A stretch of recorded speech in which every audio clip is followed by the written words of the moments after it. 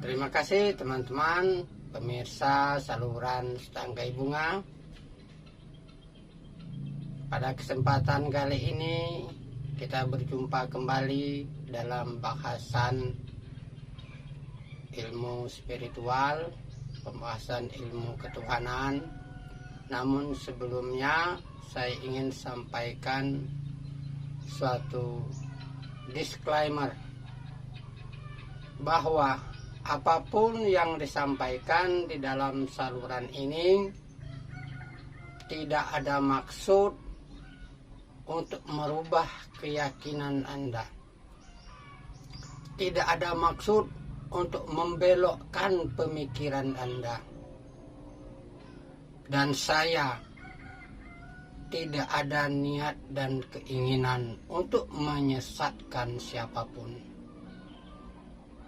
Isi dari saluran ini, apa yang saya sampaikan adalah apa yang terlintas di hati saya. Inilah yang saya sampaikan. Membuat video ini saya cukup sulit. Beberapa kali saya mencoba dan mau memulai video ini juga cukup sulit.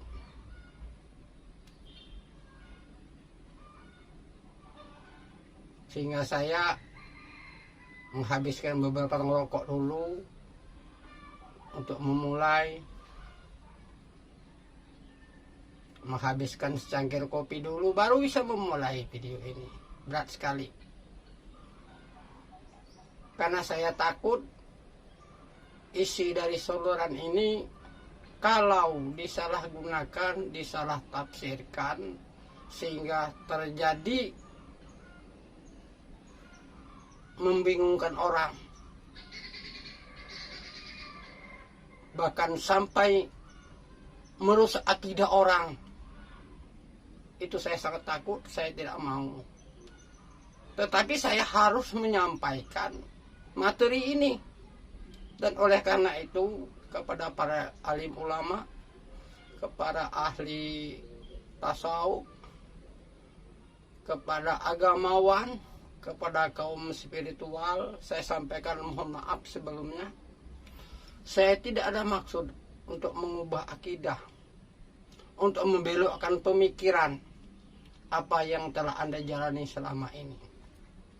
Kembali saya sampaikan, saya menyampaikan apa yang terlintas di hati saya, apa yang terlintas di dalam pemikiran saya. Kita semua percaya bahwa alam dunia ini ada yang menciptakannya. Dan secara umum manusia sama pendapat bahwa alam dunia ini diciptakan oleh suatu sumber yang disebut Tuhan. Dialah zat yang meliputi segala sesuatu, yang maha berkuasa, maha berkehendak, yang tidak serupa dengan makhluk ciptaannya.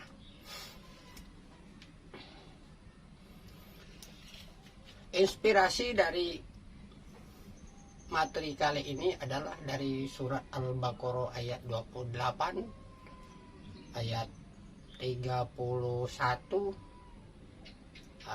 dan surat Yunus.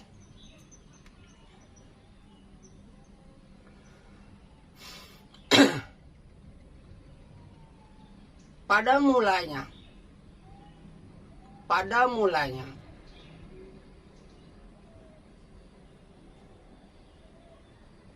dunia ini belum ada, belum diciptakan.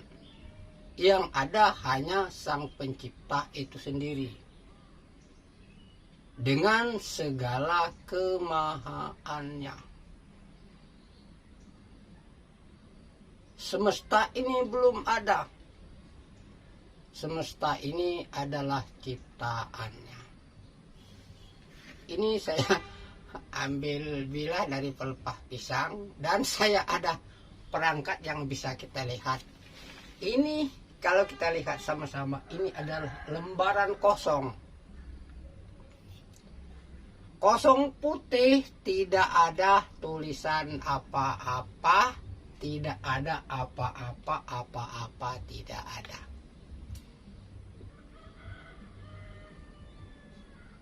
Ini sekedar ilustrasi untuk memudah memahami. Inilah awal dari keberadaan alam dunia dan segala isinya ini.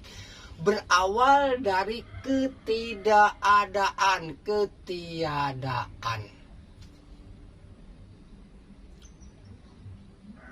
Tapi benarkah ini tidak ada?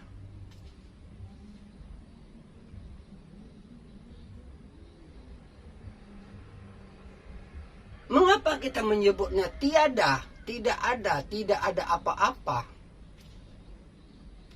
Kita mengatakan tidak ada apa-apa, tiada, segala pun tidak ada. Itu karena kita belum mengetahui apa itu tidak ada.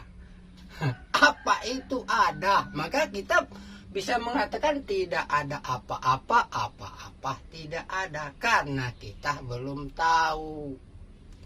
Mengapa adanya ada? Karena ada tidak ada. Mengapa kita mengatakan tidak ada? Karena ada lawannya ada.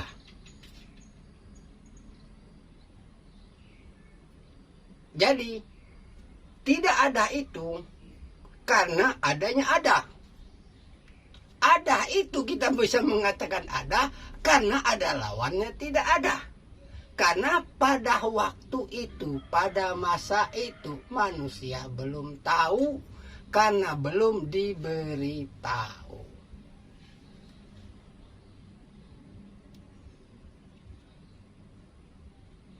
Ini gambaran secara sekilas, ilustrasi ini hanya untuk memudahkan pemahaman kita. Awal mula tidak ada, sebetulnya itulah yang ada, ketiadaan itulah yang ada. Itulah yang kosong. Kosong itulah yang ada. Maka dibilang orang kosong tetapi isi tapi kosong. Inilah namanya kecerdasan. Dan ketika kecerdasan ini meliputi seluruh semesta, maka dinamakan kecerdasan semesta. Apa itu kecerdasan semesta? Kecerdasan semesta adalah yang kita sebut Tuhan. Inilah awal dari segala awal yang tiada berawal, yaitu Sang Pencipta itu sendiri. Dan kemudian Sang Pencipta itu menciptakan makhluknya. Menciptakan makhluknya sehingga ada namanya ciptaan, ada namanya pencipta. Ada yang namanya hamba, ada yang namanya kholik. Ada yang namanya hamba, ada yang namanya Tuhan.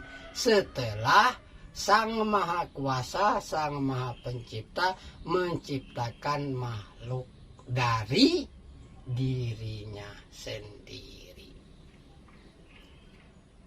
Jadi seluruh alam, makhluk, apapun ini diciptakan dari dirinya sendiri. Karena dari awalnya tadi tidak apa-apa, yang ada hanya dirinya sendiri dengan ketiadaannya, dengan segala keberadaannya. Diciptakan dari dirinya sendiri. Kemudian juga di dalam Al-Qur'an dikatakan, semua yang ada di langit dan di bumi adalah kepunyaan Allah. Langit dan bumi ini adalah kerajaan milik Allah. Dan juga dikatakan semua akan kembali kepada Allah. Jadi nyambung dengan pertanyaan video yang kemarin, ada 4 pertanyaan. Pertanyaan pertama, siapa Anda? Pertanyaan kedua, dari mana Anda? Pertanyaan ketiga, untuk apa Anda? Dan yang keempat, akan kemana Anda? Dari 4 pertanyaan ini akan kita mulai Mohon maaf, kita lanjutkan slide yang sederhana ini ya. Ini saya ambil dari bekas tanggalan ini.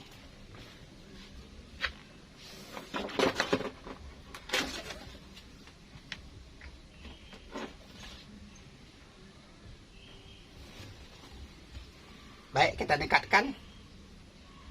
Ini ada satu gambaran. Adalah sebuah lingkaran yang dikatakan tadi semuanya berawalnya dari Tuhan dan akhirnya akan kembali kepada Tuhan. Ini digambarkan seperti sebuah lingkaran di mana awalnya di sini kita berawal berasal dari Tuhan, kemudian kalau dibuat garis melengkung membuat sebuah lingkaran, ujung-ujungnya kembali ada ke titik awal. Jadi kita berawal dari awal dan berakhir kembali kepada awal. Berawal dari awal, berakhir kembali kepada awal. Dan ini sepertinya berulang dari awal, berjalan kemudian kembali lagi ke awal.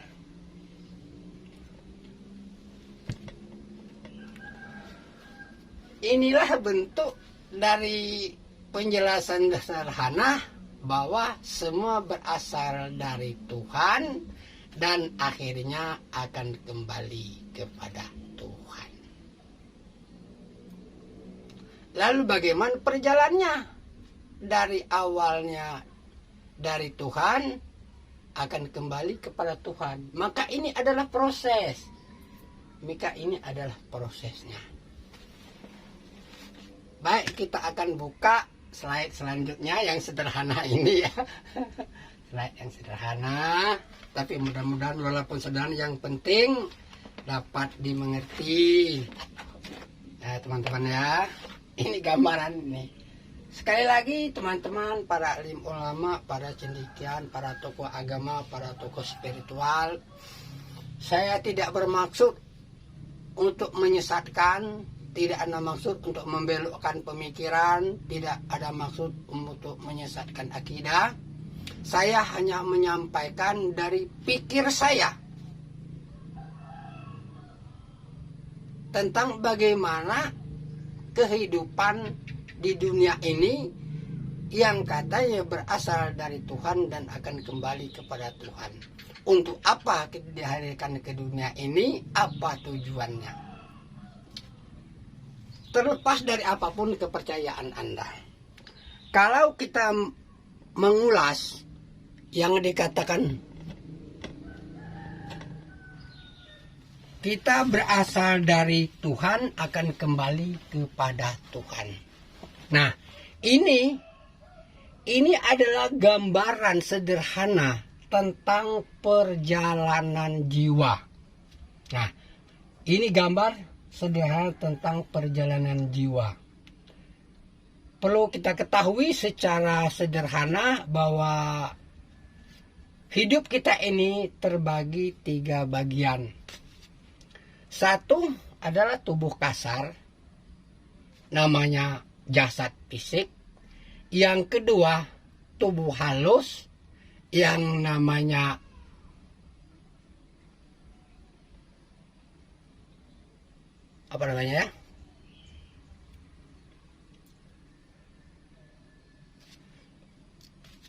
satu jasad fisik yang namanya tubuh, yang kedua jasad halus yang namanya jiwa, dan yang ketiga jasad halus yang namanya roh.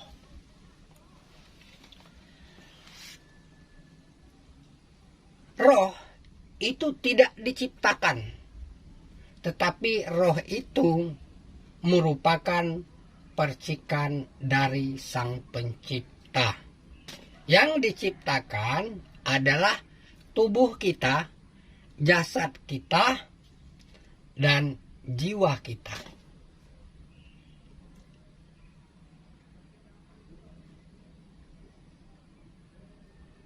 Ini gambaran perjalanan dari jiwa.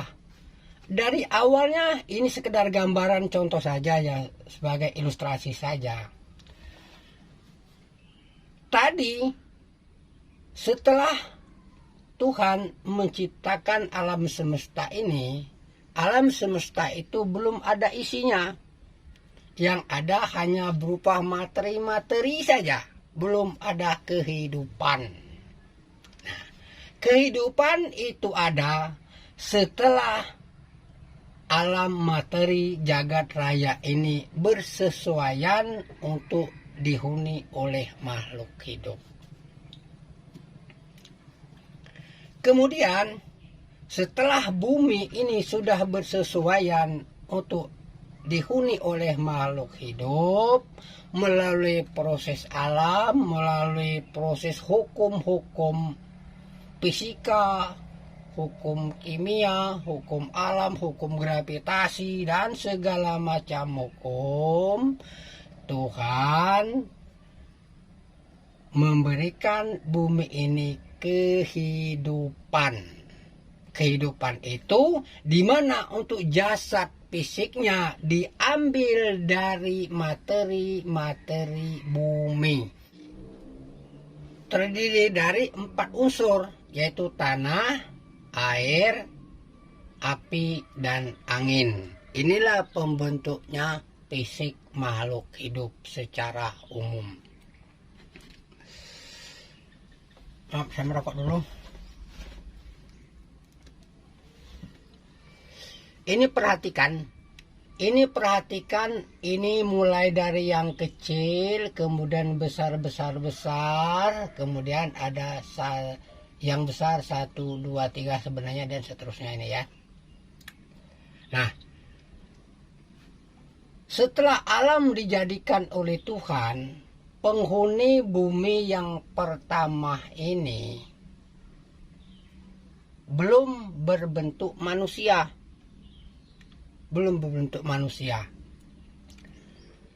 Sehingga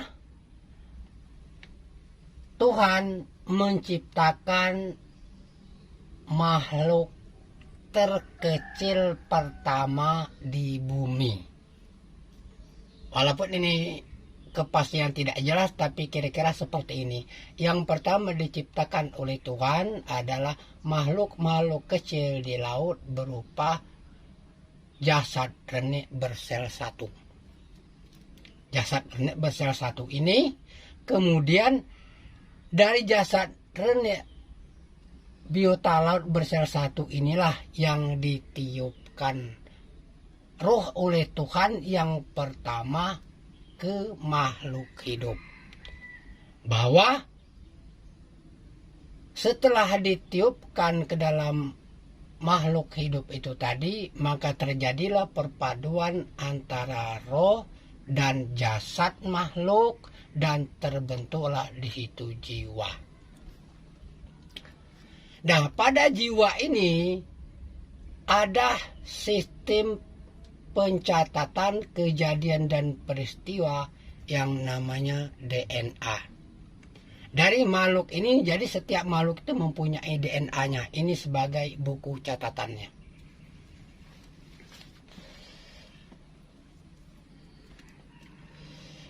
Nah, dari makhluk ini kemudian jiwa yang berada di dalam makhluk jasad renik ini, kemudian jasad reniknya kemudian mati, maka jiwanya berpindah lagi kepada makhluk lain.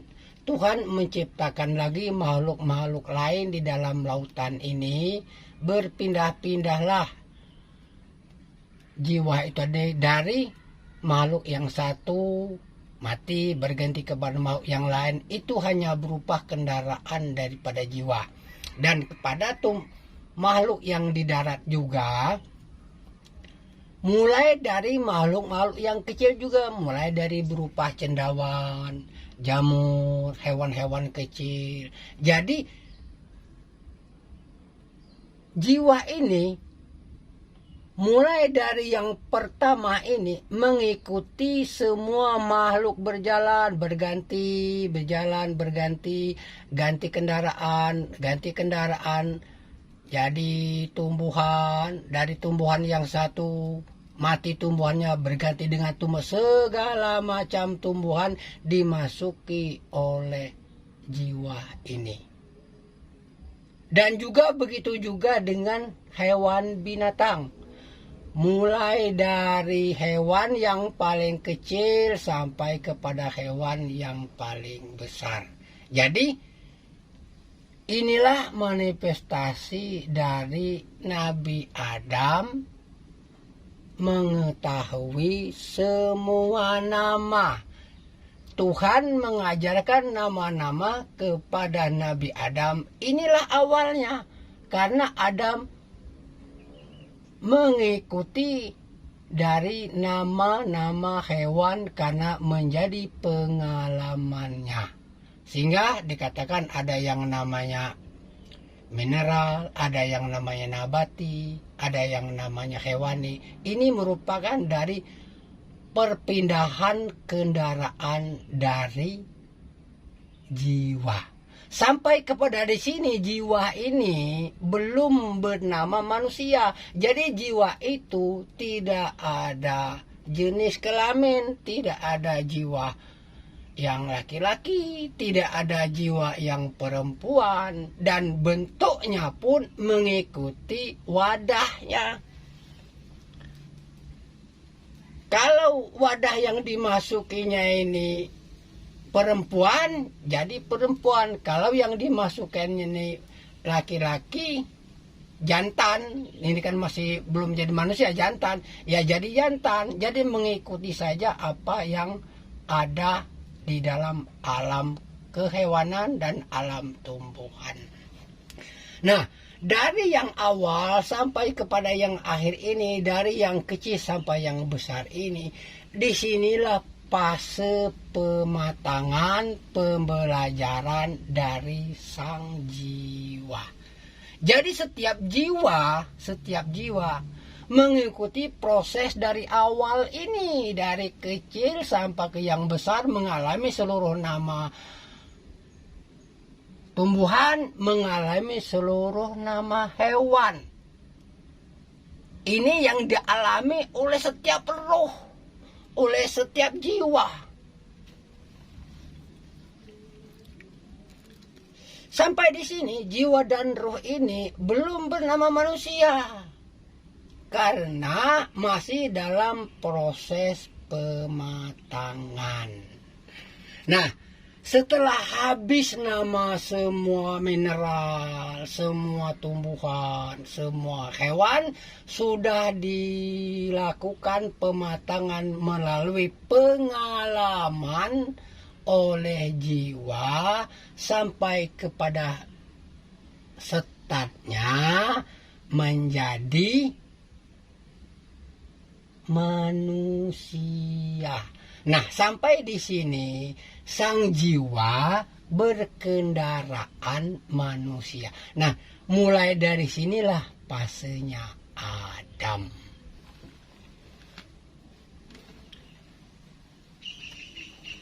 Mulai dari sini fasenya Adam.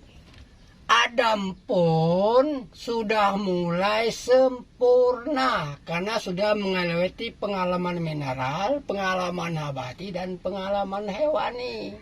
Makanya di dalam diri manusia itu tersimpan sifat-sifat nabati, tersimpan sifat-sifat hewani adanya pada jiwa manusia.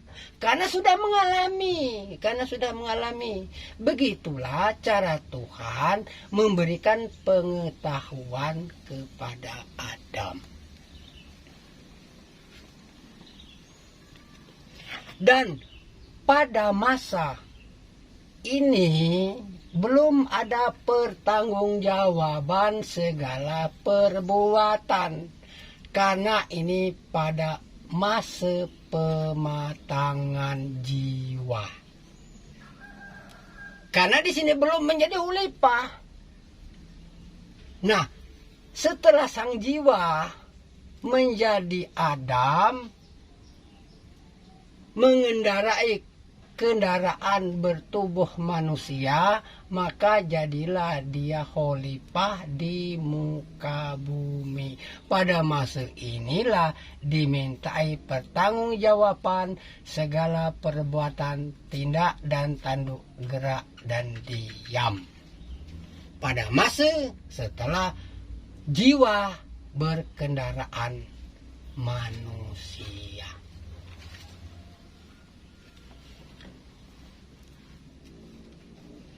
Nah, pada fase yang pertama, hiduplah Adam.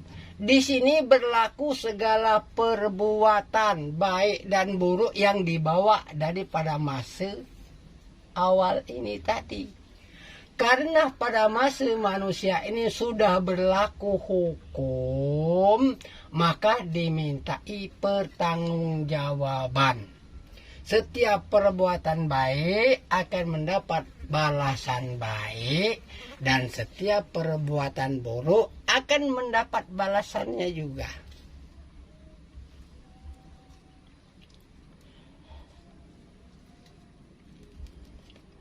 Kemudian setelah berumur sekian tahun, sang bernama manusia ini mati. Ya, mati.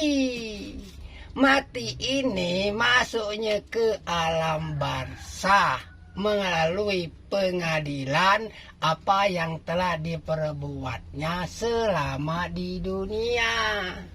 Jika perbuatannya baik akan mendapat baik, jika perbuatannya buruk akan mendapat buruk. Dilahirkan kembali dia untuk menikmati hasil kebaikannya di hidup yang pertama ini, atau menerima balasan dari perbuatan yang buruk di fase pertama ini. Inilah kehidupan yang kedua. Jadi pertama mati ini kan mati sesuai di surah Al-Baqarah ayat 28. Mati kemudian dihidupkan. Setelah hidup dimatikan, mati kemudian dibangkitkan lagi dengan jasad yang baru. Nah, pada kehidupan di fase yang kedua ini, satu, menerima amal kebaikan dari kehidupan yang pertama, sekaligus membuat bekal untuk kehidupan selanjutnya. Jadi berlaku dua sisi. Maka di video awal kita ada pembelajaran dua sisi mata uang. Nah, sisi baik dan sisi buruk ini berlaku di kehidupan yang kedua. Kemudian manusia itu dimatikan lagi. Nah, dimatikan lagi ini masuk lagi alam barzah melalui timbang juga amal baik dan buruk. Di fase yang kedua ini, kalau sang jiwa tadi ada 3 kategori. Nah, kalau satu kategori jiwa itu masih amarah. Kategori yang kedua lawamah. Kategori yang ketiga mutmainah. Kalau kategorinya adalah sang jiwa ini tadi, karena perbuatan di fase ke-1 ini baik, di fase kedua juga baik, maka jiwanya masuk dalam kategori mutmainah. Untuk jiwa-jiwa yang telah mutmainah ini, maka sang jiwa setelah kematiannya akan kembali kepada sang pencipta. Kembali lagi tadi kan, dari awal kembali lagi ke awal, dari Allah kembali ke awal, dari Tuhan kembali lagi kepada Tuhan, dari sang pencipta akan kembali lagi kepada sang pencipta.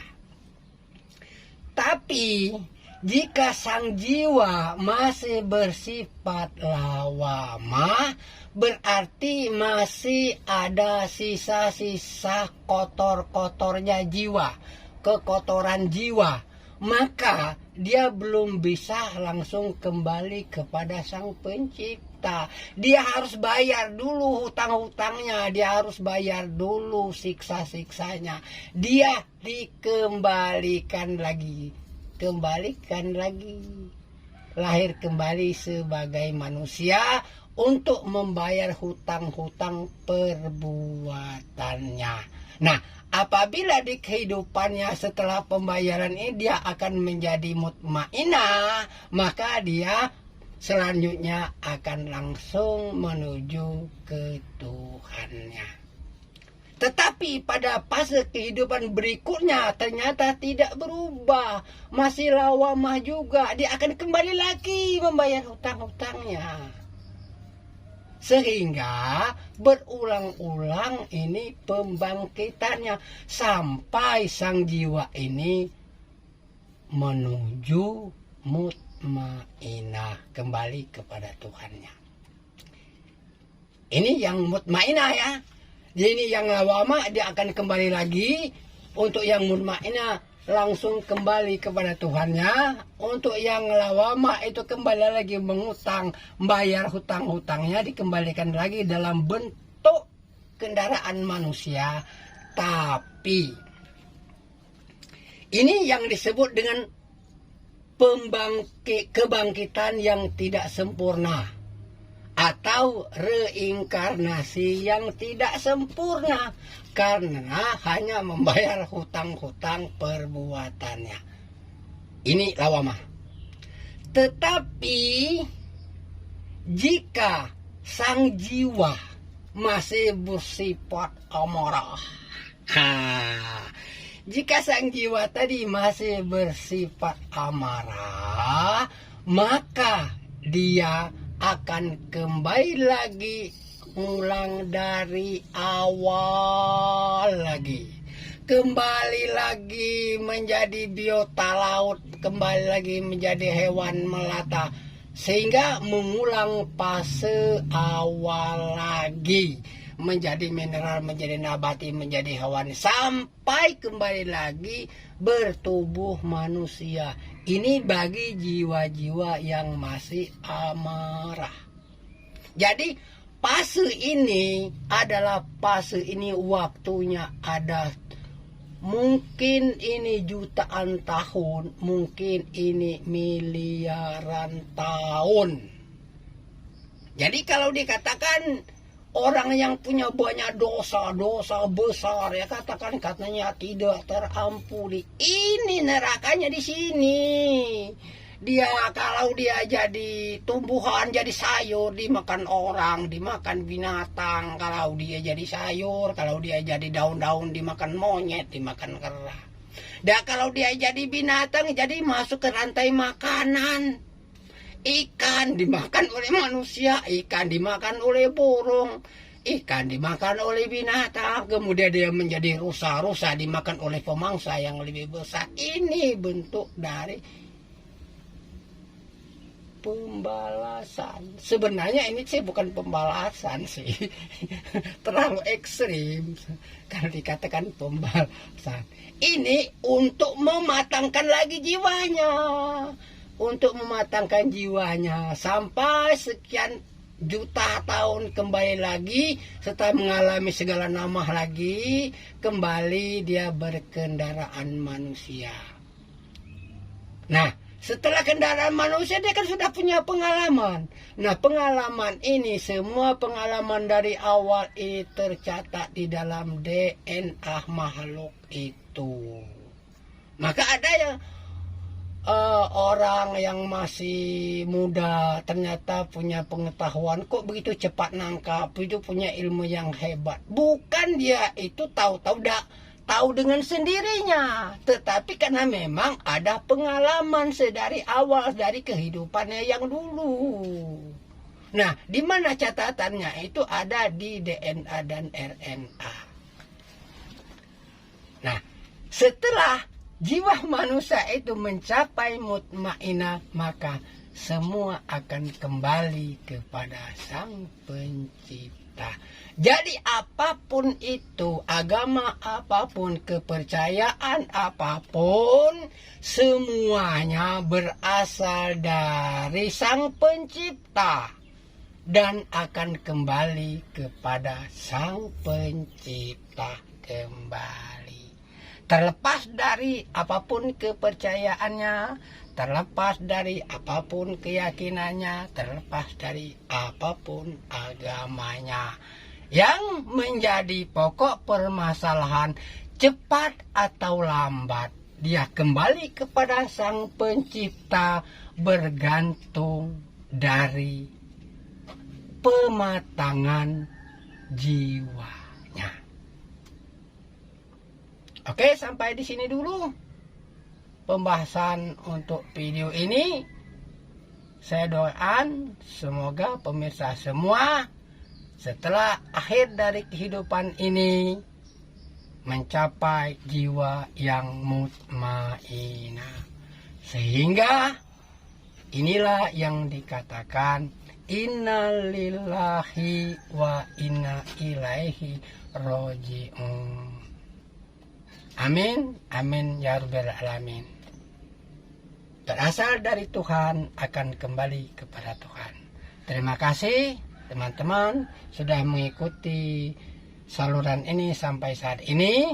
Kalau ada kata-kata yang salah saya mohon maaf. Kalau ada yang kurang berkenan juga saya mohon maaf. Apa yang saya sampaikan di sini adalah apa yang terlintas di dalam hati saya. Tidak ada maksud untuk membelokkan keyakinan Anda. Tidak ada maksud untuk merubah pendirian Anda. Tidak pula ada maksud untuk menyesatkan Anda. Semata-mata ini adalah apa yang terlintas di dalam hati saya. Terima kasih. Sampai di sini saya ucapkan Assalamualaikum warahmatullahi wabarakatuh. Rahayu, rahayu, rahayu.